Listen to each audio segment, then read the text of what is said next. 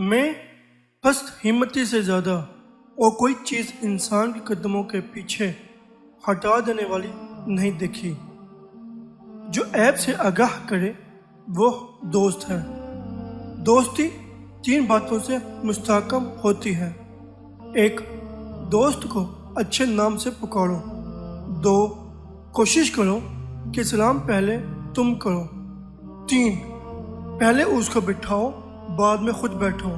اس کے علاوہ اس کی غیبت نہ کرو، یعنی غیر موجودگی میں ہمیشہ اس کی تعریف کرو اور اس کے ہر عمل کا شکریہ ادا کرو۔ مجھے قبولیت خدا کی فکر نہیں بلکہ دعا کی فکر ہے۔ جب دعا کی توفیق مل گئی تو قبولیت اس کے ساتھ ہی نصیب ہو گئی۔ دنیا کی عزت مال سے اور آخرت کی عزت اعمال سے ہے۔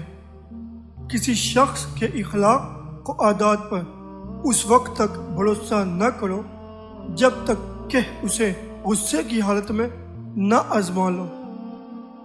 لوگوں کی فکر میں تم اپنے آپ کو نہ بھول جاؤ۔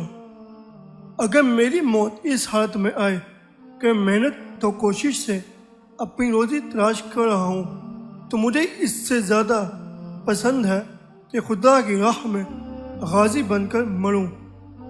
اے اللہ، میرے اوقات زندگی میں برکت دے اور انہیں صحیح طریقہ پر صرف کرنے کی توفیق عطا فرما۔ زیادہ ہنسنے سے عمر گھٹتی ہے، رعب اور داب میں فرق آتا ہے اور یہ موت سے غفلت کی نشانی ہے۔